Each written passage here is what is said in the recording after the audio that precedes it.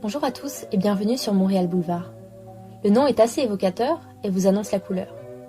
Je suis Aurélia, j'ai 24 ans, je suis architecte et j'habite à Montréal. Dans ce podcast, je souhaite vous partager mon expérience à Montréal depuis 7 mois, mais pas que. Depuis que j'y vis, je ne cesse de découvrir des petites perles qui me font vibrer et que je souhaite vous partager sans plus attendre.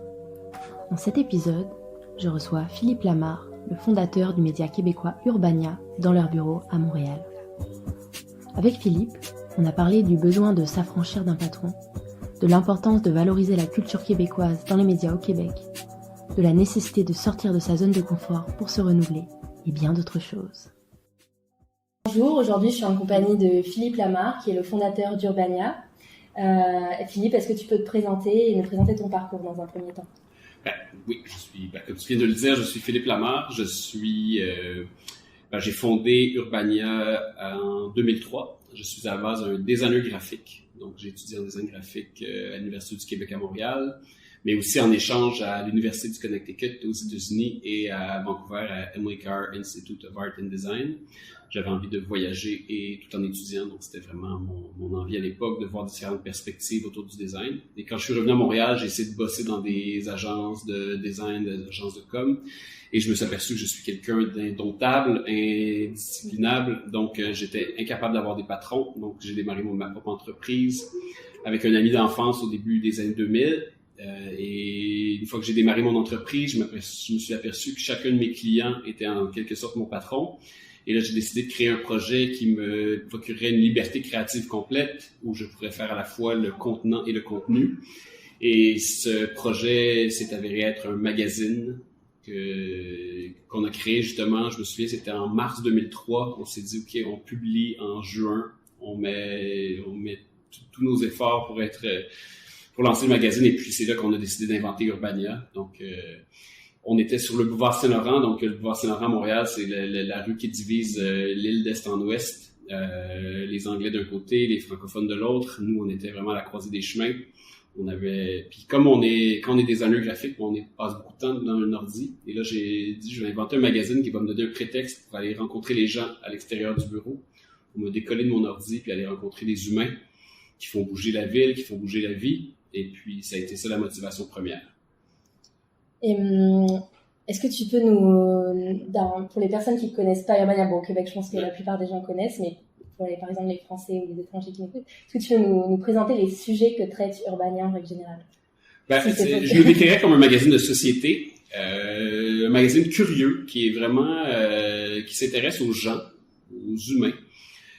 Moi, je me souviens quand j'avais 16-17 ans, j'avais un de mes amis dont la copine travaillait chez Benetton et qui avait rapporté des magazines Colors. Et Colors, c'est un magazine qui était piloté par Tibor Kalman, qui est un designer new-yorkais, qui était une espèce d'iconoclaste du design américain, et qui s'était mis en équipe avec Oliviero Toscani, qui était le photographe des pubs de Benetton. Et ils avaient inventé un magazine qui avait une thématique à chaque édition, et qui c'était un regard un peu sur le monde à travers les yeux et vu à travers le prisme de toutes les nationalités de la Terre. Donc c'était une espèce de magazine vraiment où le visuel était au cœur de l'expérience, mais qui racontait une thématique de façon éclatée. Et moi, je me suis dit, OK, ça peut être aussi ça, un magazine. Et je me suis dit, imaginons que si on appliquait le même dispositif au départ Montréal. Donc, c'était ça, Urbania, la vie urbaine, sortir dehors, aller rencontrer des gens. Et je me suis dit, pourquoi on prend pas une thématique puis on regarde notre ville à travers des thématiques? Et puis, ça a commencé, le tout premier numéro, par exemple, ça a été sur la locomotion, comment se déplacer en ville.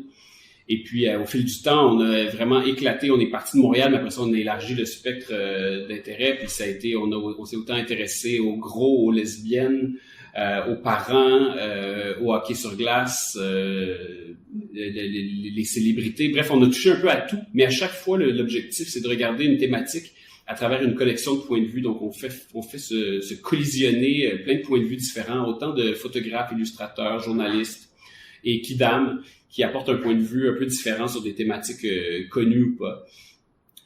Bref, c'est vraiment ça, c'est une espèce de partie de plaisir. Chaque édition, surtout au tout début, c'était vraiment une espèce, on se regroupait autour d'une table à une 10-15 personnes, on brassait des idées, puis après ça, on s'attribuait des sujets un peu en fonction des intérêts de chacun, puis des envies de découverte qu'on avait envie de faire. Donc c'est vraiment, il s'en dégage une espèce de plaisir, une espèce de folie aussi, mais un sentiment aussi que le magazine n'est pas fait pour des intérêts commerciaux. Quand on a lancé le magazine, je n'avais aucun intérêt de faire de l'argent avec le magazine. C'était seulement je me créais une bulle de liberté puis un laboratoire créatif. Et puis au fil du temps, justement la création de ce magazine-là a donné naissance à plein d'autres projets qui sont justement des sites web, de la production audiovisuelle, etc. Mais au départ, c'est né d'un projet de cœur et de passion créative. Et vous êtes aussi une agence de communication? En fait, on est né d'agence de design au départ, mais agence de com, c'est comme ça qu'on gagne notre vie. Donc, le magazine était en quelque sorte au départ notre hobby, notre façon de nous éclater le soir après notre journée de travail à servir des clients. Mais au fil du temps, l'agence de communication est demeurée, sauf qu'aujourd'hui, au lieu de faire des projets, des prestations de services traditionnelles où on fait juste livrer ce qu'on nous demande, maintenant, on est une agence de communication qui fabrique du contenu au service de gens qui ont envie de communiquer à l'auditoire qu'on a bâti. Donc, on crée du contenu Urbania, peu importe quel client vient nous voir. Après, au lieu de vendre de la pub traditionnelle, donc au lieu d'avoir des parasites qui viennent justement qui viennent salir notre contenu, nous on dit on va prendre votre argent, on va créer du contenu, donc on va créer quelque chose qui a quand même une certaine valeur aux yeux de notre auditoire ou de nos lecteurs, mais on va lui donner une saveur à la Urbania, donc on va le rendre pertinent aux yeux de notre auditoire. Donc c'est plus donc le côté agence de com du début est resté, mais on l'a transformé justement pour correspondre plus au métier qu'on a envie de faire aujourd'hui, plutôt que d'être de servile designer ou au lieu de se mettre à plat ventre devant des clients, maintenant on a décidé de faire ce qu'on aime, même quand ce sont des commandes. Et ça vous arrive de refuser des clients? Oui, c'est sûr que quand c'est des clients avec qui on n'a rien en commun en termes de valeur, et avec qui on partage pas du tout la vision du monde, non. Puis on n'est pas à l'argent au point de trahir nos valeurs. Mais c'est certain qu'on peut travailler avec des banques ou avec des compagnies avec lesquelles, disons, je ne partage pas l'entière philosophie de vie. Mais si les gens nous approchent avec des messages à communiquer, justement, que je trouve qui sont intéressants, pertinents pour l'auditoire, et puis que l'argent est pas sale, ne provient pas de pays avec un dictateur à sa tête, il faut quand même vivre et payer les équipes. Donc voilà, on a des principes, mais en même temps, on comprend la réalité de faire rouler une entreprise puis de faire rouler un média en 2019, disons qu'il faut être réaliste et s'adapter à la réalité du marché. Parce que tu l'as dit, vous avez fondé le magazine en 2003. Oui. Donc, si le magazine fonctionne jusque-là, j'imagine, c'est parce que vous avez su jouer sur plusieurs tableaux malgré la... On a toujours été assez astucieux, puis moi j'ai toujours dit que notre méthode de développement, c'est un peu la méthode de Robin Hood, où on prend de l'argent de ceux qui en ont, puis après ça on le dépense sur des projets où il n'y a aucun intérêt commercial. Mais ça a toujours été ça. Le magazine, on avait des projets le jour qui étaient des projets rémunérateurs. On prenait les profits de ces projets-là, puis on fabriquait un magazine avec. Mais aujourd'hui, c'est encore la même chose. Il y a plein de choses qu'on fait au sein du bureau qui ne sont pas pour faire de l'argent, qui sont seulement faits pour... parce que ça vous plaît. Parce qu'on a envie de le faire, puis qu'on a envie de partager avec notre auditoire des idées ou des clins d'œil ou des trucs comme ça. Mais mais il faut faire des sous à quelque part. On a un bureau à payer, on a 45 employés qui travaillent avec nous, on a des gens qui ont des enfants, donc il faut, ça c'est le côté entrepreneur qui parle, mais il faut quand même avoir une espèce de dose de réalisme dans ce qu'on fait.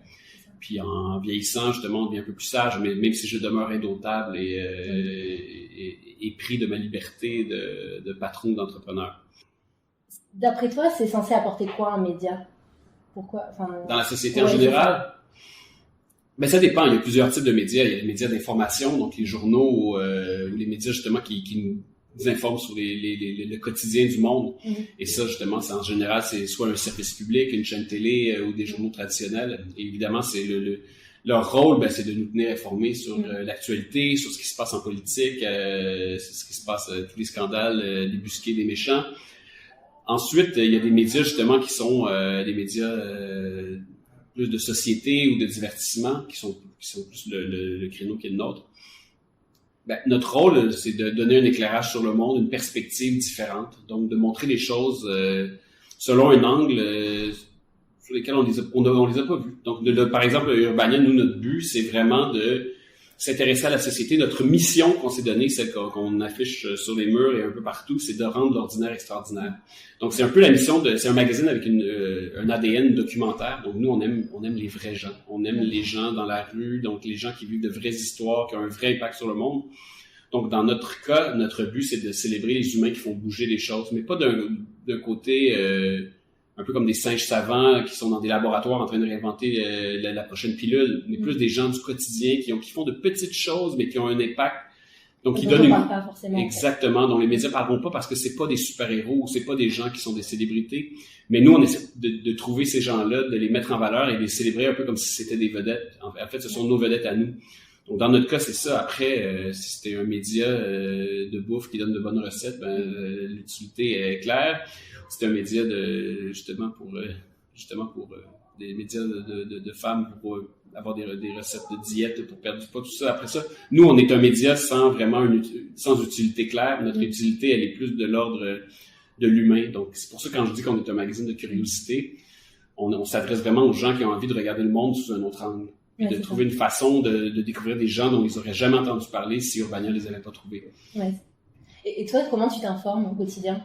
Moi, je suis un boulimique d'informations. C'est certain que j'ai ma ronde d'informations avec tous les journaux, que ce soit, moi, je suis un lecteur de la presse, qui est l'espèce de grand quotidien québécois. Mais après, je vais voir du côté du Devoir, qui est le média un peu plus intello de gauche. Après ça, le Journal de Montréal, qui est le journal populiste plus de droite. En fait, il y a beaucoup de chroniqueurs de droite, mais qui n'est pas nécessairement de droite officiellement. Mais après, je parcours le monde. Je lis The Guardian, quotidien américain, New York Times. Mais c'est certain que après ça, je suis même si je suis un peu plus vieux que les fameux milléniaux, j'ai un compte Facebook où je regarde mon newsfeed, je regarde de quoi les gens parlent. Mais c'est certain que il y a une part de moi que quand j'avais 9 ans, j'ouvrais la porte le matin, j'allais chercher le journal sur le paillasson. Donc j'ai des habitudes de traditionnelles. Donc j'aime bien les médias papier, j'aime bien mon journal le matin. Mais demeure, c'est ça que j'ai un régime quotidien assez régulier où je dois un peu prendre le pouls du monde avant de l'affronter. Et comment tu te voyais à 20 ans? Parce qu'en fait, j'ai entendu une interview de toi c'était sur Radio-Canada il y a quelques années où tu disais que tu avais créé un magazine quand tu étais petit, quand tu étais plus jeune. Et est-ce que à 20 ans, comment tu te voyais plus tard? Honnêtement, je fuis l'autorité sans cesse. Donc, c'est vraiment mon premier moteur. Il y a 20 ans, j'ai fondé mon entreprise il y a presque 20 ans. Là, donc, on a fondé le magazine en 2003, mais j'avais fondé mon studio de design en 2000. Il y a 20 ans, moi, ma première quête, c'était de plus avoir de patron. Donc, je fuis l'autorité. J'essaie de me sauver de toutes les contraintes d'avoir des gens qui me disent quoi faire. Mais si on m'avait dit qu'un jour, je dirigerais une entreprise de près de 50 personnes qui fait des émissions de télé, qui a plusieurs sites web, qui publie un magazine, qui fait des collaborations avec la France, tout ça, je n'y aurais pas cru. Mais la chose, le fil d'Ariane derrière tout ça, puis effectivement, je l'avais quand je faisais un magazine, quand j'avais 9 ans. J'aime démarrer des projets. J'aime démarrer des trucs qui sont dans mes intérêts ou qui correspondent à des trucs que j'ai envie de découvrir.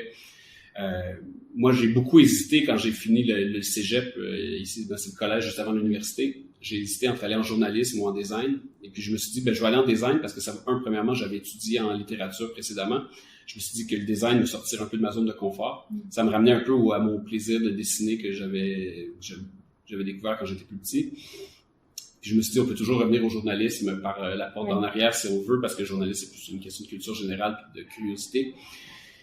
Donc, j'ai vraiment hésité. Mais pour moi, quand je suis allé en design, je suis devenu passionné de typo, passionné d'histoire du design. J'ai tout lu. Je passais mon temps à la bibliothèque des universités où j'ai étudié parce que justement, je voulais tout connaître. Je suis devenu boulimique. J'avais envie de tout dévorer.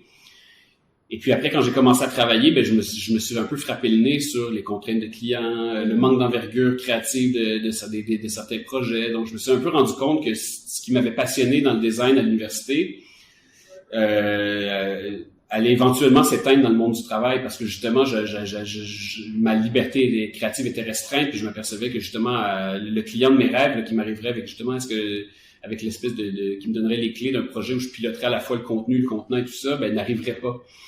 Donc de cette frustration-là et du sentiment aussi d'avoir des clients justement qui étaient un peu mes patrons, je me suis dit il faut que j'invente un projet où je vais pouvoir retrouver cette liberté-là, puis c'est ce qui fait que j'ai du plaisir ce qui m'a mené à faire ce métier. Et puis là, le magazine, c'était l'objet tout indiqué parce que justement, c'est un objet de design, donc c'est un objet qui vit grâce à sa mise en forme, mais c'est un objet où je pouvais justement contribuer à élaborer une ligne éditoriale, à aller faire des interviews avec des gens qui m'intéressaient, à pouvoir appeler des illustrateurs avec qui j'avais envie de bosser, mais avec qui on n'a jamais, quand on a des projets clients, on n'a jamais assez de budget pour appeler tel illustrateur, ou d'appeler des photographes avec qui j'avais envie de bosser.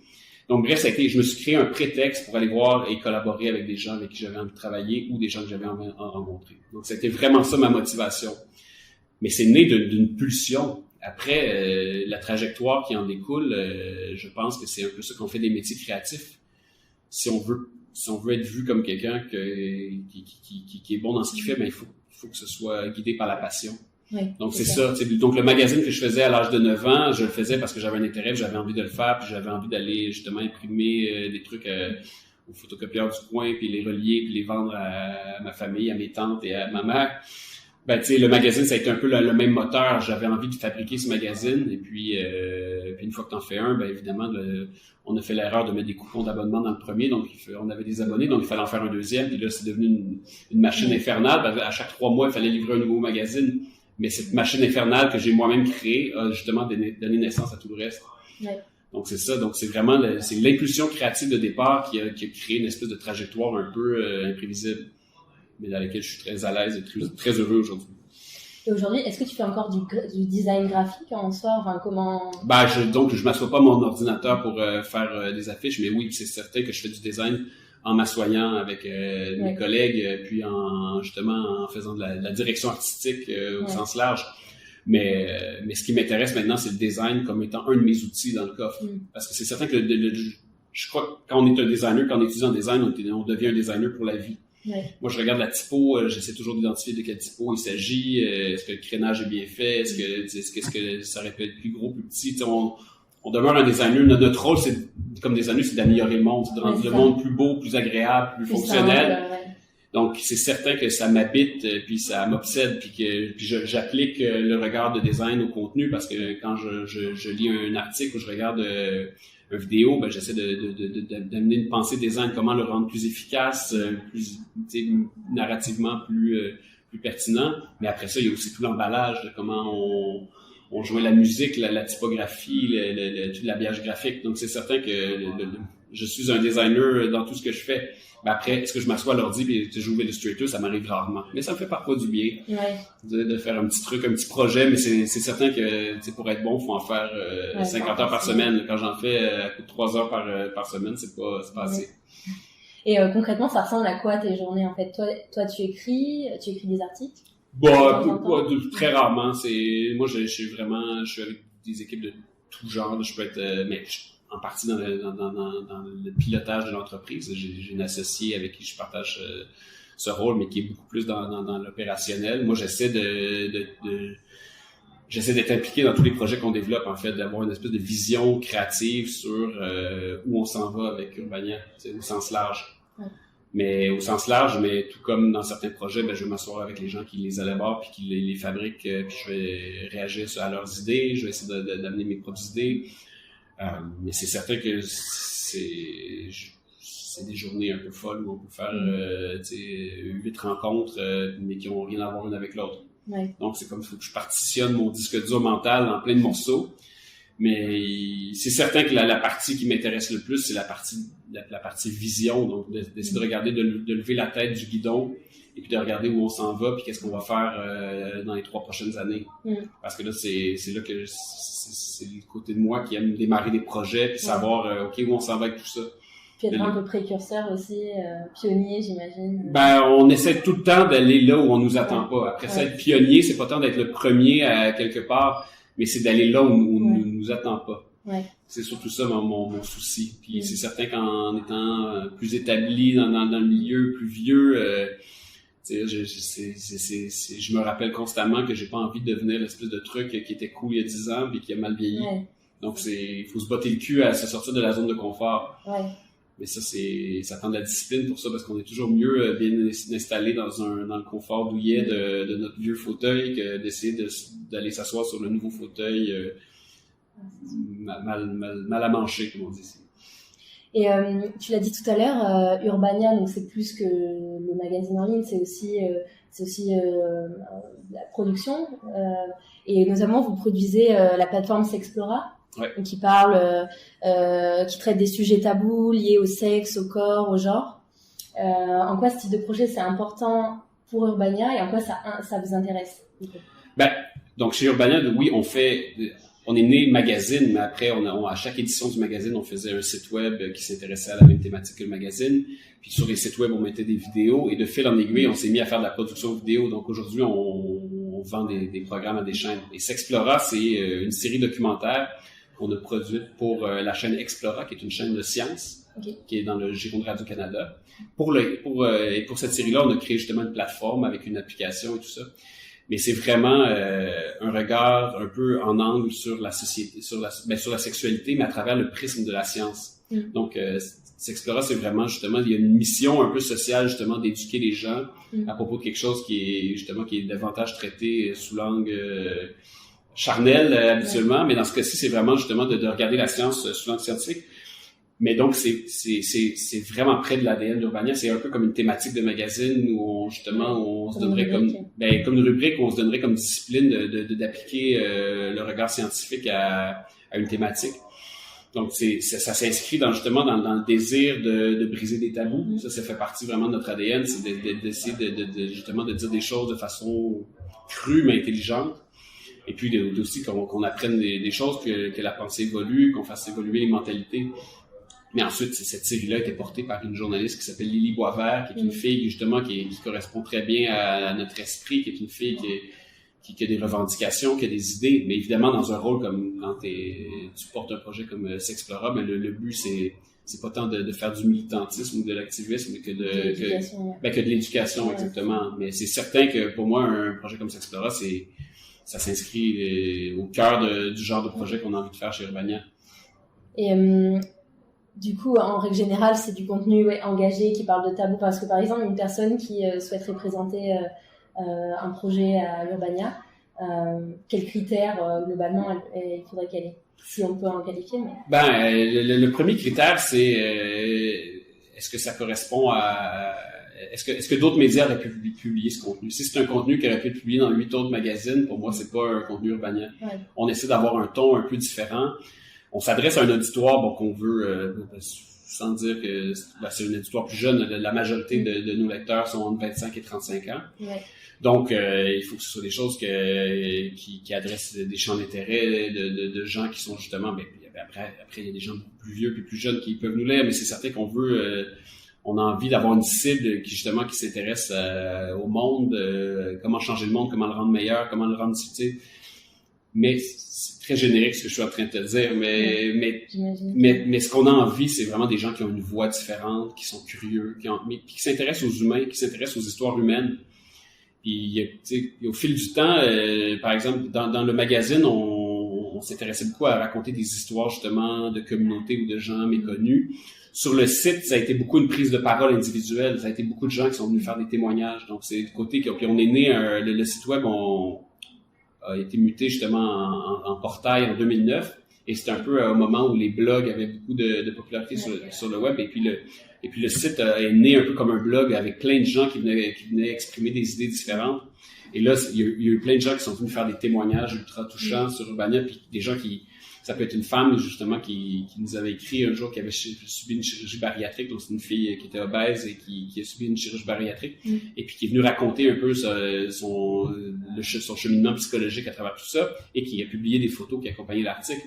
Et ces genres d'articles, justement, qui instantanément a suscité... On a eu 100 000 personnes qui sont venues lire ça. La fille a été invitée dans toutes les émissions de télé. Et puis, mais donc, on a bousculé, on a éveillé les gens à une réalité que peut-être Oui, qu'on monte pas dans les magazines. Qu'on monte pas dans les magazines, et surtout on aurait pu croiser cette fille-là sur la rue et jamais soupçonner tout ce qu'elle avait vécu. Mais nous, c'est un peu notre rôle quand on dit on rend l'ordinaire extraordinaire, mais c'est ça. Ouais. Et où l'année passée, il y a une comédienne assez très connue au Québec qui s'appelle Annick Lemay, qui avait le cancer du sein, puis elle s'est demandé comment je l'annonce au public, parce qu'elle joue dans des émissions très connues à TVA, donc l'équivalent de TF1 en France. Ouais. Puis elle s'est dit, bon, au lieu de faire un communiqué de presse un peu insignifiant ou un peu générique que j'enverrai aux médias, ben je vais aller écrire un billet sur Urbania. Et elle est venue raconter son histoire sur le site d'Urbania avec une photo très crue d'elle-même. Et puis ça a été un carton. C'est incroyable le nombre de gens qui ont été touchés par cette histoire-là. Mais d'avoir une comédienne connue qui vient de raconter un peu sa détresse d'avoir appris qu'elle avait le cancer, puis qui vient montrer de façon complètement sans phare ni maquillage sa réalité physique. Ben, c'est certain que ça touche les gens. Puis là, encore une fois, effectivement, les magazines de mode ou les magazines People n'auraient jamais publié de cette façon-là le même article. Ils l'auraient fait soit plus larmoyant ou plus sensationnaliste. Nous, on l'a fait avec une authenticité pure. Mais c'est ça notre mission, c'est un peu de mettre en lumière des choses du réel de façon authentique et sincère, mais en éveillant les gens à une réalité à laquelle ils n'étaient pas sensibles avant de découvrir. Et en quoi être propriétaire d'un média indépendant au Québec est différent du reste du Canada et globalement de l'Amérique du Nord, finalement? Oh, ben là, on parle de la situation géopolitique du Québec. Ben, c'est certain que, premièrement, au-delà d'être un propriétaire de médias, être un Québécois en Amérique du Nord, c'est déjà particulier. Tu sais, on est quand même une anomalie historique. On est une espèce de restant de conquête française d'Amérique. Tu sais, le fait qu'on parle encore français aujourd'hui, c'est quand même spectaculaire. On est une petite bulle de francophonie entourée d'un océan d'anglophones, que ce soit des Américains ou des Canadiens anglais. Donc ça, c'est notre réalité identitaire et linguistique. Et une des choses qui a fait en sorte que le Québec persiste et à parler français au fil des années, ben ça a été les médias. Ça a été beaucoup les médias de masse, donc la télévision, les journaux. Donc pour avoir le sentiment d'être chez nous et de vivre en français, ben il a fallu créer nos propres médias. Donc ça a été vraiment comme ça. Moi, j'ai grandi en regardant les émissions à Télé-Québec. J'écoutais la radio de Radio-Canada, j'écoutais des séries de fiction québécoises.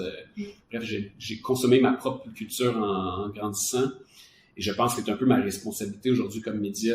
Comme propriétaire de média, c'est un peu de faire un produit média qui va parler aux nouvelles générations, qui va les intéresser à leur propre réalité, puis à leur propre réalité dans la langue française. Et ça, pour moi, c'est un peu la mission qu'on s'est donnée, c'est d'être aussi intéressant que n'importe quel autre média sur Terre, mais avec une saveur québécoise bien à nous. Mais après, en même temps, c'est un combat parce que démographiquement, le Québec, on est peu nombreux, on est 8-9 millions. C'est certain que, heureusement, qu'il y a des aides financières pour les productions télé. Après ça, en magazine, il n'y a pas vraiment d'aide, mais bref, nous, on est un peu ingénieux. On fait des projets télé où il y a des aides. On fait rouler l'argent comme on peut dans l'entreprise. Et c'est certain que la mission va au-delà de celle d'être une entreprise qui génère des profits. Là. On a vraiment une mission sociale, identitaire, de faire perdurer l'identité québécoise en Amérique du Nord. Et donc on l'a dit tout à l'heure, tu viens de le dire, vous jouez sur plusieurs tableaux, la télévision, les articles, les podcasts également, tout en produisant un contenu indépendant et libre. Et vous êtes en croissance depuis la création. En quoi tu penses que, parce qu'on voit beaucoup de médias qui marchent plus comme avant, qui s'effondrent, qui disparaissent même, en quoi tu penses que les médias ils doivent se réinventer aujourd'hui ou ils doivent s'adapter? Ben, je pense que les médias qui ont subi le plus de contre-coups justement de la présence de Google et Facebook qui sont venus avaler leurs revenus publicitaires, ben, c'est ceux qui étaient entièrement dépendants des revenus publicitaires. Comme je disais, nous, premièrement, le magazine est né sans aucune ambition monétaire. Donc, en partant, pour nous, la pub, c'était un complément, c'était pour payer l'imprimeur. On vendait de la pub, puis une fois qu'on avait vendu assez de pub pour payer l'imprimeur, on était content. Donc, en partant, on s'est pas mis la corde au cou en se disant, ben là, si on fait pas 50 000 de profit sur le prochain magazine, on arrête la publication. Notre seule ambition, c'était couvrir nos frais. Donc, c'est né comme ça avec pas que c'était une petite ambition, mais dans le sens que nous, on assumait que les coûts de fabrication, ils venaient de nous, c'était notre temps, c'était le temps de nos amis, de nos collaborateurs. Au fil du temps, ensuite, nous, ce qu'on a fait justement, c'est qu'on n'a jamais misé sur la pub. Ce qu'on a fait, c'est qu'on a pris notre savoir-faire d'agence de com et on l'a appliqué, on a offert à nos clients des services de création de contenu pour créer du contenu pertinent à notre auditoire. Mais si on avait tout misé en disant on va vendre des pages de pub, on va vendre des bannières sur notre site web ou tout ça, ben c'est certain que je serais pas dans un bureau avec 40 personnes. On aurait vécu la même chose que tous les autres. Donc nous, on était ingénieux, on était allé chercher des sous où il y en avait, donc c'est un peu ça, c'est que les médias qui justement ont subi une grosse décroissance, ben c'est que c'est des médias qui avaient été engraissés à faire beaucoup d'argent avec de la publicité traditionnelle. Et le jour où, justement, tu as été un peu engraissé, donc tu es rendu un peu moins agile, tu es habitué de te faire nourrir de façon un peu facile, ben, le jour où il faut que tu cours pour aller chercher ta nourriture, ben, tu n'as plus l'agilité pour. Et c'est un peu ça qui est arrivé aux médias traditionnels. Donc, nous, le fait de jamais avoir été habitué au régime de pub traditionnel très rémunérateur de l'époque, ben, ça fait en sorte qu'on n'en est pas dépendant. Donc, il faut juste pas s'asseoir sur nos lauriers, où il faut être agile, il faut être innovateur, il faut quand même aller chercher des sous là où il y en a. Donc, faut les chercher, les trouver, mais ça, faut vouloir. Après, ça, si on pense que tout va nous arriver sans qu'on ait à se forcer, ben ça fonctionne pas comme ça. Et est-ce qu'il y a des erreurs dont tu pourrais nous parler dans la création du magazine, depuis le début que tu voudrais pas refaire ou qui t'ont servi? Des erreurs, il y en a plein. Mais après, tu sais, moi, je regarde très peu en arrière en me disant mais des erreurs. C'est pas des erreurs. Je vais donner plus des exemples qui sont des choses qui étaient marquantes, mais c'est certain qu'on s'est posé la question avant de le faire. Tu sais, on a mis en couverture au 4e numéro une énorme bite. Mais tu sais, la thématique était le vice, et puis j'avais un ami illustrateur polonais qui nous avait fait un énorme pénis dont le phallus, le bout du phallus, le gland, était un cerveau. Donc pour lui, le vice, c'était un peu comme quand la bite devient ton cerveau. Quand tu penses avec ta bite, tu deviens vicieux, bref. Mais je me souviens de m'être posé la question, quelle image les gens vont avoir d'Urbania si on met une bite sur la couverture du magazine? Mais au final, ça a fait jaser, les journaux l'ont repris, on l'a affiché sur la rue, les gens sont venus en parler. Donc, c'est des choses qui peuvent être considérées comme des erreurs, mais qui, au final, quand t'as l'audace de les faire, on a tous peur, tu sais, qu'on envoie l'imprimeur un truc comme ça, ou on envoie une distribution, on dit comment ça va réagir, puis moi, je me demande aussi comment est-ce que ma grand-mère allait penser de moi. Mais puis on l'a fait, tu sais, récemment, j'ai embauché un chroniqueur, j'ai offert une tribune à un chroniqueur de droite, à peu près un des gars les plus détestés au Québec, mais où les gens, même à l'interne, où notre auditoire a très mal réagi. Ça a duré 2 semaines, je me suis fait lancer des tomates, mais je l'ai fait aussi par esprit de provocation, parce que je trouvais que chez Urbania, parfois, on avait tendance à s'immuniser dans notre petite bulle de gauche, de bien-pensants. Je me suis dit, j'ai envie de la percer, cette bulle, puis de voir comment on va réagir. Et puis, tu sais, je savais que je me ferais pas d'amis en faisant ça, mais je l'ai fait parce que je trouve que c'est notre devoir d'aller, tu sais, quand je disais aller là où les gens nous attendent pas. Si on fait pas des trucs d'éclat comme ça, mais qui au départ, les gens me regardent, mais t'es con, t'as pas. Puis je me souviens à l'époque, là, mon associé, il en revenait pas, là, que j'allais mettre un pénis sur la couverture du magazine. Puis de la même façon que quand on a publié Éric Duhem, le chroniqueur de droite, les gens m'ont regardé comme j'étais un débile, comme j'allais tuer tout ce que j'ai bâti en 16 ans, mais au contraire, c'est que si je fais pas des trucs comme ça, si je me mets pas en danger, ben on va pas faire évoluer, on va pas bousculer. Puis si le jour où on est un peu peureux, confortable, ben c'est le jour où on est mort. Fait que pour moi, c'est des trucs qui, après, tu sais, il y a des gens qui pourraient dire que c'est des erreurs. Pour moi, c'est des gambles, comme on dit. C'est des moments où je ne sais pas si j'ai raison, mais je m'en fous, je l'essaie. Mais pour moi, l'erreur, ce serait de ne pas faire ça. Parce que ce serait s'asseoir sur ses lauriers, ce serait penser que, dans le fond, c'est mieux de faire les choses qui font que les gens nous aiment, que les gens nous disent qu'on est gentil, mais c'est ça qui serait notre mort. Mais après, des erreurs, si je te donne des erreurs d'entrepreneur ou des erreurs, tu sais, j'en ai plein, mais ça j'aurais pas j'ai rien de précis à donner. C'est des erreurs de gestion, d'argent, des moments où, justement, la fois où on a vendu notre première série télé, pendant 8 mois, on a tout fait. On avait des sous enfin pour faire un projet, puis on a tout fait pour faire le meilleur projet au monde. Puis le jour où on a livré la série, ben il y avait plus un sou dans les coffres. Puis là, il a fallu refaire des petits projets à petite échelle. Puis on a failli tuer la boîte à cause d'un projet. Fait que c'est des apprentissages d'entrepreneurs comme ça que j'ai fait au fil du temps. Mais je te dirais que c'est pour ça que ce que je te disais par rapport à justement à prendre des risques, à être audacieux, pour moi, ça, c'est pas des erreurs. C'est pour ça que c'est pas des exemples d'erreurs, mais c'est des exemples de choses qu'on doit faire comme entrepreneur, où on est toujours en train de se mettre en danger, puis pour justement se repousser plus loin, puis nous forcer à rester vivant. J'ai vu récemment que dans une tribune à la commission parlementaire sur l'avenir des médias d'information en août dernier, Oui. Tu parlais du risque de la disparition brutale de la culture québécoise d'ici 2 générations dans les médias québécois. Déjà pas assez présente, que ce soit sur YouTube, à travers des podcasts ou dans les médias indépendants. Comment pallier à cela et lui redonner une place dans la jungle médiatique selon toi? Ça rejoint un peu à ce que je disais tout à l'heure par rapport à justement une espèce de bulle de francophonie dans un univers anglophone. C'est certain qu'on se bat pour notre existence. Puis c'est un peu ce que je voulais dire par là. C'est certain que là, j'allais parler spécifiquement justement du rôle de l'État dans la création d'un écosystème média.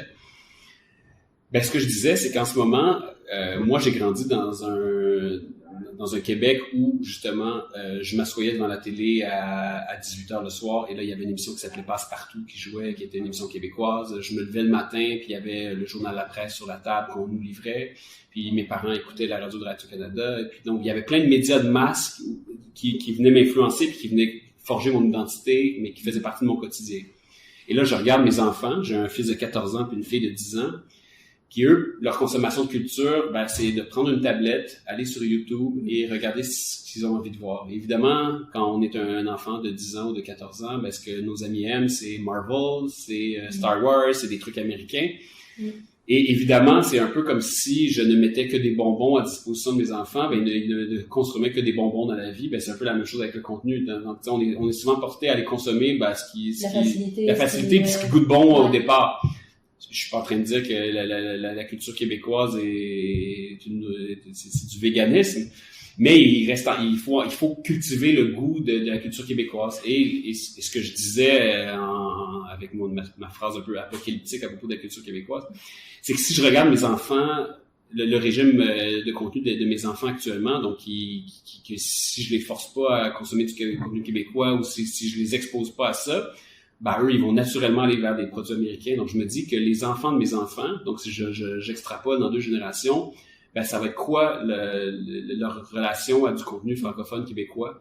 Et là, c'est là que j'ai dit, il y a 30 ans, peut-être, quand ils ont créé justement l'écosystème télévisuel québécois-canadien, ils ont créé des règles, ils ont créé des zones spécifiques, des obligations, des quotas. Ça, c'est ce qu'on pouvait faire à l'ère analogue. Donc, quand les ondes voyageaient, quand on octroyait des licences de diffusion, tout ça, à l'ère de l'Internet, tout circule. Tout circule dans tout ça. Je dis, il faut combattre l'offre par l'offre. Il faut qu'on inonde YouTube de contenu québécois. Il faut qu'on inonde le web de contenu québécois. Il faut qu'on soit présent là où les gens sont.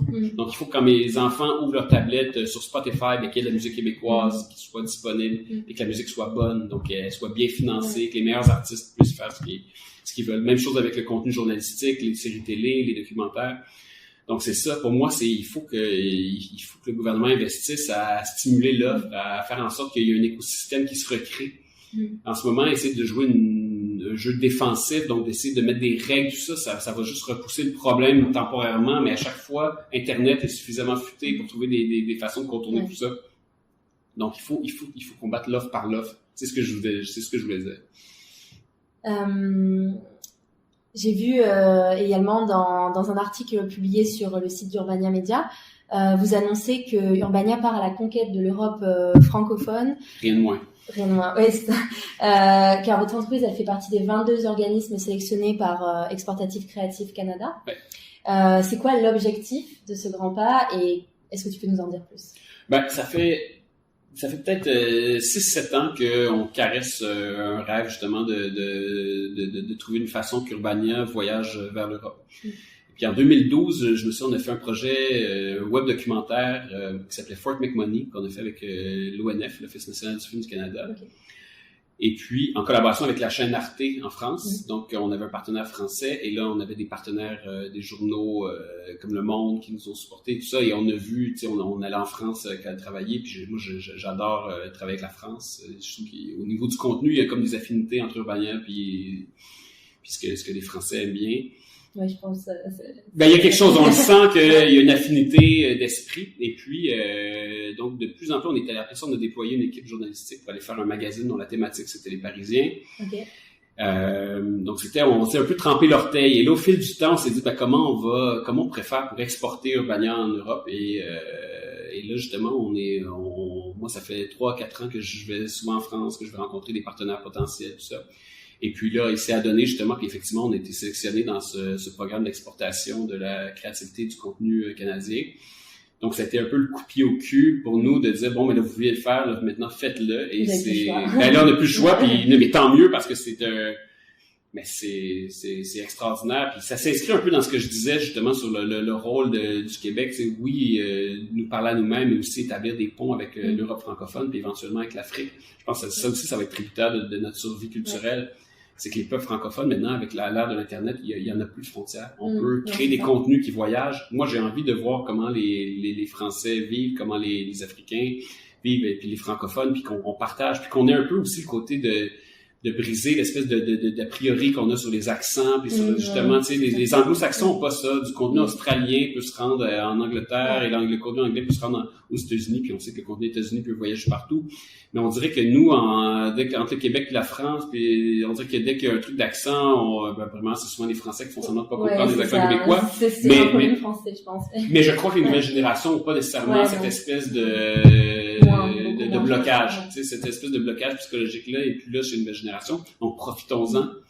Et puis moi, de trouver une façon que la marque Urbania existe dans d'autres endroits. Tu sais, ce qu'on a créé, je pense, était spécifiquement local à sa création, parce que justement, comme je disais, on était sur le boulevard Saint-Laurent, puis on avait le goût d'explorer notre ville. Mais je pense que l'idée derrière Urbania, donc d'être curieux, de rendre l'ordinaire extraordinaire, je pense que c'est assez universel pour pouvoir vivre dans n'importe quel territoire.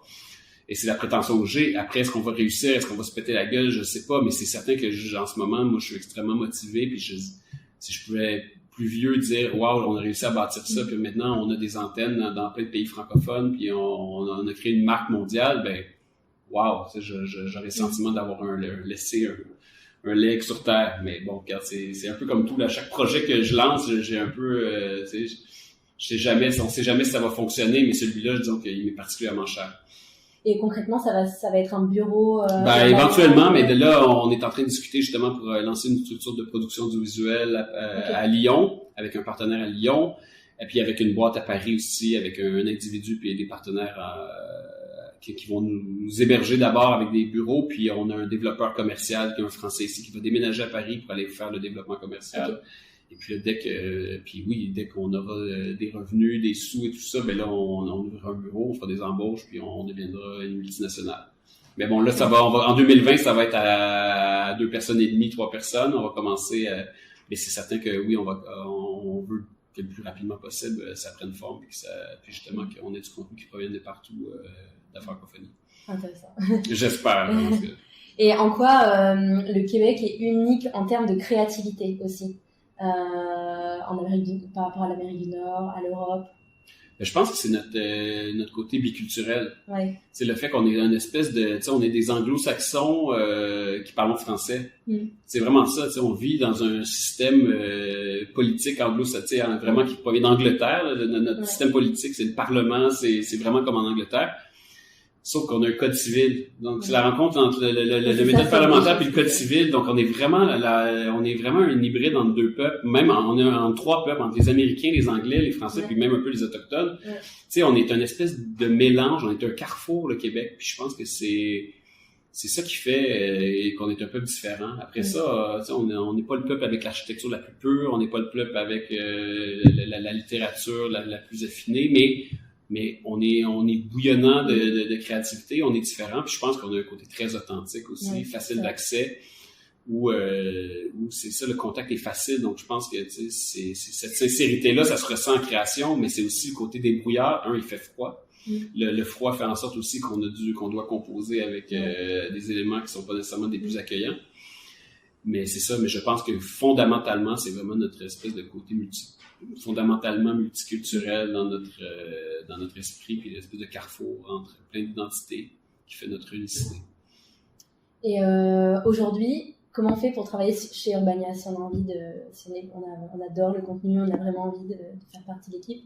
Premièrement, c'est certain que d'arriver avec des idées, avec une volonté d'apporter de l'eau au moulin, c'est mieux qu'un CV. Un CV, c'est bien, mais ça parle du passé. Moi, j'aime bien les gens qui parlent du futur. On aime les gens qui sont proactifs, les gens qui, justement, qui nous montrent comment, ce qu'ils pourraient apporter comme pierre à l'édifice. On aime les gens qui ont le flow derrière, qui ont, justement, qui ont envie de faire quelque chose de différent. On aime, il y a plein de têtes fortes dans l'équipe. C'est plein de gens qui ont envie, justement, de laisser leur trace, de faire bouger les choses, donc, c'est vraiment ça. On veut des gens différents qui ont le goût de faire bouger les choses, puis qui ont le goût justement, de faire avancer la société avec un petit S ou un grand S. Ouais. Quels sont comment tu vois Montréal dans 5-10 ans? Une bonne question. Je me suis jamais posé cette question-là. Dans 5-10 ans, on va être rendu en 2024, 2032, 2029. Écoute, je sais pas, là, si on se fie au changement climatique, il va faire plus froid l'hiver, plus chaud l'été. Je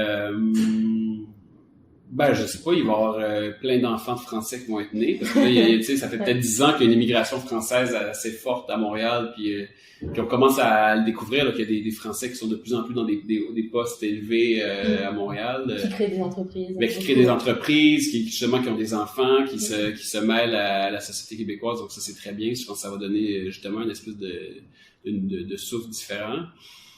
Écoute, j'ai pas vraiment de réponse pour toi. Tu la couperas au montage.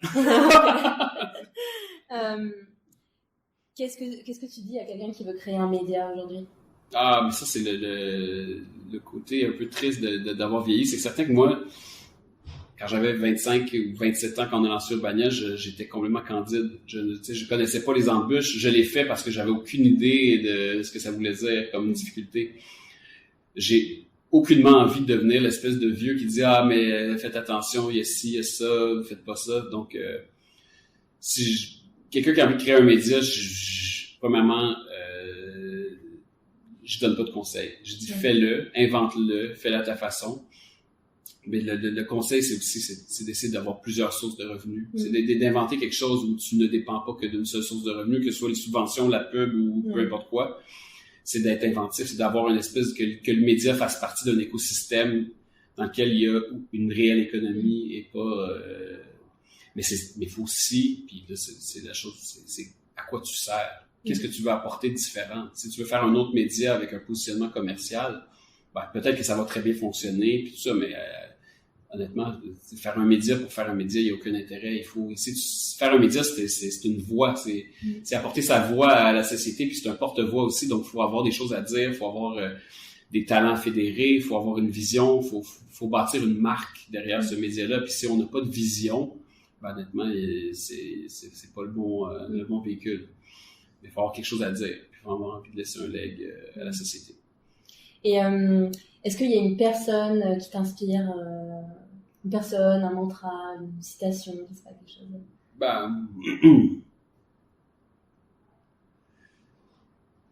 Il y a plein de gens qui m'inspirent, puis c'est vraiment...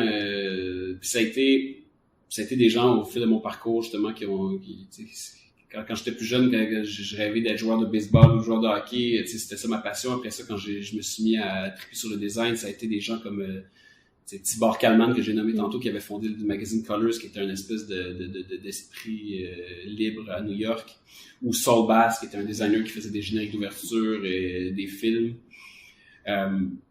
Après ça, en médias, aujourd'hui, ceux qui m'inspirent, moi, c'est des gens qui... Je sais pas, je m'en vais avec ma phrase. Non, mais les gens qui m'inspirent, en fait, c'est les gens qui sont un peu comme moi, qui font les choses différemment, qui vont à l'encontre de tout. Fait que c'est pas très original. Je sais pas, j'ai plus de questions, j'ai pas de réponse précise à te donner.